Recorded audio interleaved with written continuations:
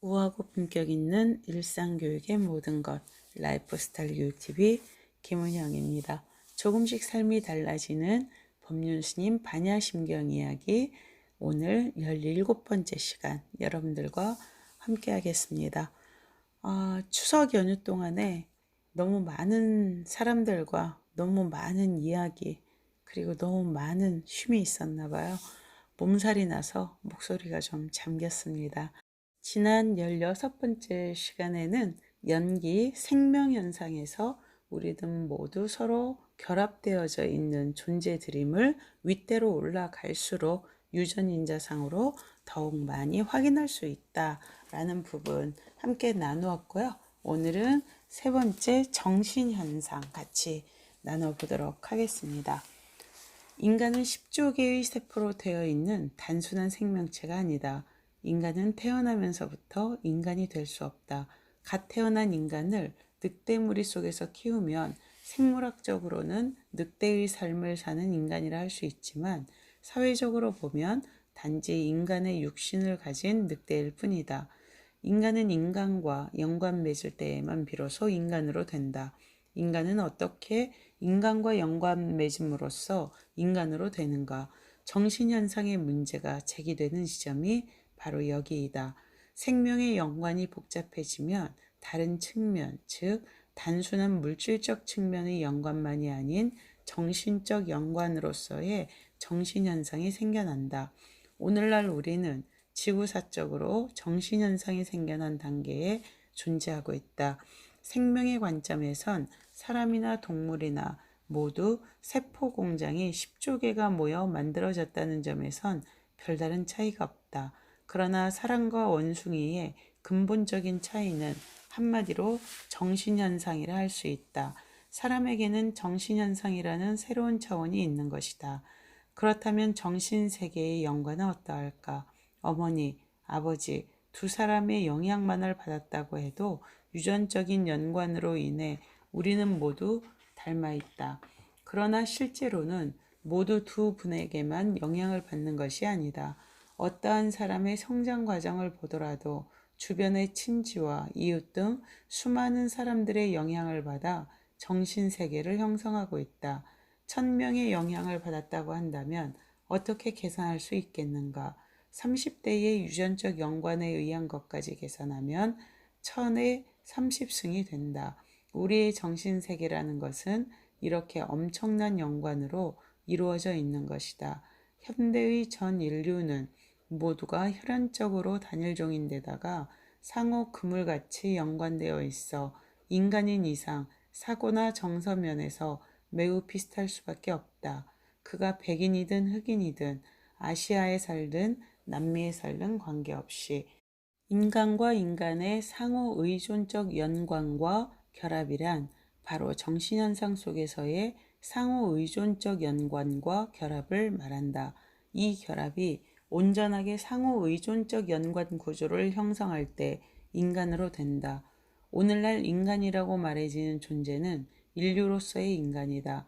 이는 사회, 역사적 존재로서의 인간을 의미한다. 이때 사회, 역사적 존재로서의 인간이라는 것은 과거에 살았던 모든 인류와 연관 구조를 맺고 현재 살고 있는 모든 인류와 상호 의존적 연관 구조를 맺음으로써 형성된 정신현상을 가진 인간을 의미한다. 사회 역사적으로 존재하는 모든 인간의 정신현상에는 물론 모든 인류의 아픔과 기쁨이 반영되어 있다. 이제 인간의 정신현상과 생명현상을 연관시켜보자.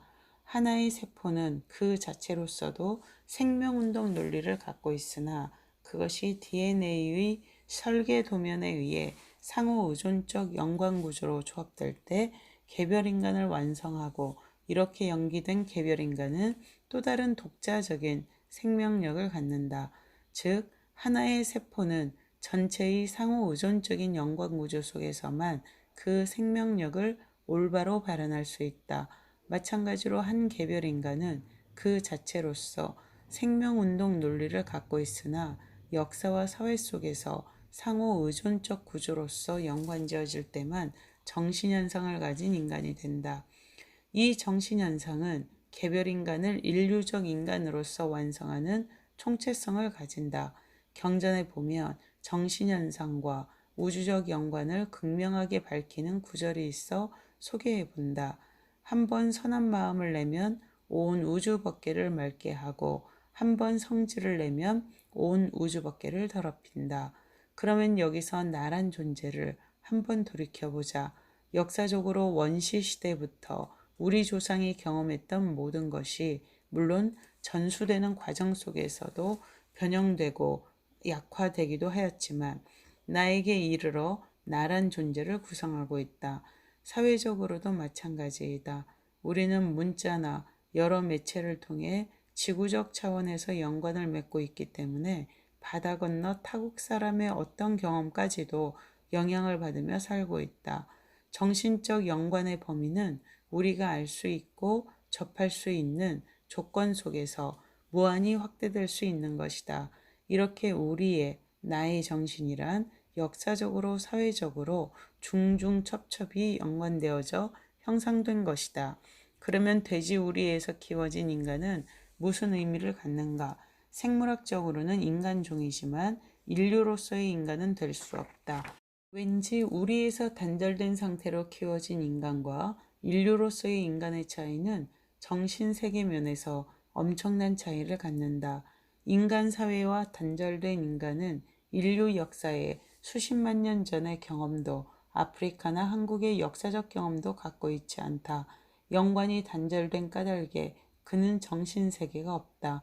그러나 여러분은 어떤가? 여러분은 사회 역사적 존재라고 말해지는 인류로서의 인간이다. 단순히 육신만을 갖고 있는 동물로서의 인간이 아닌 것이다.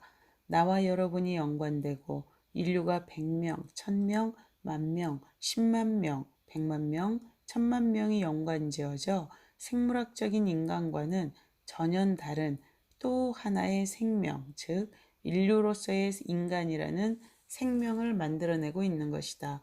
단세포 생물은 각 세포의 고통이 개별의 고통에 머무르지만 다세포 생물은 육체의 어느 한 세포가 고통을 당해도 전체 세포가 통증을 느낀다. 이는 세포 간의 상호 의존적 연관 구조 때문이다. 마찬가지로 생물학적 인간은 각각의 고통이 개별의 고통에 머무르지만 사회 역사적 인간은 상호 의존적 연관 구조에 의해서 형성된 정신현상 때문에 타인이 고통을 당해도 자신의 고통으로 느낄 수 있게 된다. 인간이란 이미 정신현상을 가진 사회의 역사적 존재이기 때문에 전체 인류의 기쁨과 고통을 자신의 것으로 받아들이게 되어 있다. 나와 너의 관계에서는 어떨까? 여기 평소에 잘 모르고 지내던 어떤 한 사람이 있다고 하자. 그 사람이 바늘에 찔리면 나도 아픔을 느끼게 되는가? 느낄 수 없다. 생명의 연관은 물질적인 연관인 까닭이다. 동물적인 연관을 넘어서 있는 것이다. 열렬히 사랑하여 부부가 된 사람들이라면 아내의 아픔이 곧 남편의 아픔으로 되고 남편이 아프면 아내도 아픔을 느끼게 된다. 부모 자식 간에도 마찬가지이다. 자식이 알아누우면 부모의 마음도 아픈 것이다. 자신이 바늘에 찔린 것도 아닌데 상대가 바늘에 찔린 아픔이 전달되는 것은 마음이 연관되어 있기 때문이다. 이것이 정신현상이다. 우리는 인류로서의 인간이고 생명의 한 부분임을 자각해야 한다. 단세포 하나의 생명과 내 몸을 구성하는 구성 요소로서의 하나의 세포는 서로 다르다. 내 몸에 있는 세포는 생명체이긴 하지만 저 혼자 고립된 채로는 생명을 부지할 수가 없다. 그러나 단세포 생물인 아메바는 자기 혼자 살 수 있다. 이것은 무엇을 의미하는가? 정신세계의 차원에서 인류로서의 인간은 인류라는 집단 속의 일부로서 존재할 때 생명일 수 있다. 손끝에 있는 세포가 이 몸 전체로서의 자기 존재를 인식해야 하는데도 자기 혼자 단독자라고 생각하여 제멋대로 움직일 때 전체적 연관 속에서의 그것은 이미 죽은 생명이나 다름없다. 여러분도 개인의 생명을 그렇게 단적으로 생각한다면 이는 동물에 불과한 삶이라 할 수 있다.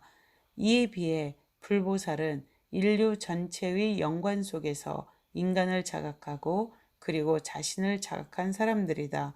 나 혼자만의 생명이 아닌 연관 맺어진 전체로서의 생명을 자각한 까닭에 타인의 아픔이 나의 아픔으로 곧바로 느껴지는 것이다.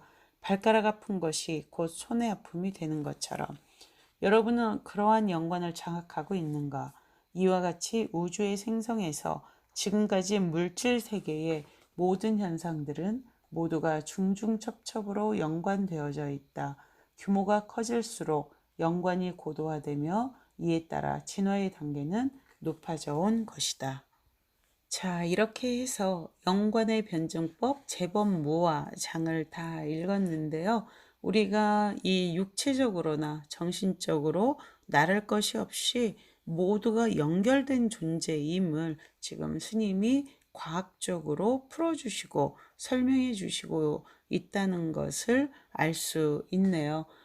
다음 시간에는 우리가 변화의 변증법 재행무상 같이 여러분들과 읽어 나갈 건데요. 연관의 변증법, 이를테면 우리 모두는 다 연관되어져 있는 존재다. 요즘에 원리스에 대한 이야기들을 많이 하시는데 이 재범무화라는 것이 어찌 보면 우리가 모든 사회 현상 그리고 또 정신 현상 그리고 육체적으로도 결과적으로는 다 연관된 생명체다라는 것을 알 수 있었던 것 같습니다. 어느 것 하나도 독립된 실체 없이 연관을 맺고 있다는 스님 말씀이 이제 비로소 생명현상, 정신현상을 읽고 나니까 확실하게 이해가 되는 것 같습니다. 이 불교의 연기론이야말로 정말 과학이구나라는 생각을 하면서 연관의 변증법, 재범무화 파트, 이를테면 내가 곧 우주가 되고 겨자씨 안에도 이 우주의 삼라만상이 다 담길 수 있다는 말씀이 무슨 말씀이신지를 조금은 이해할 것 같습니다.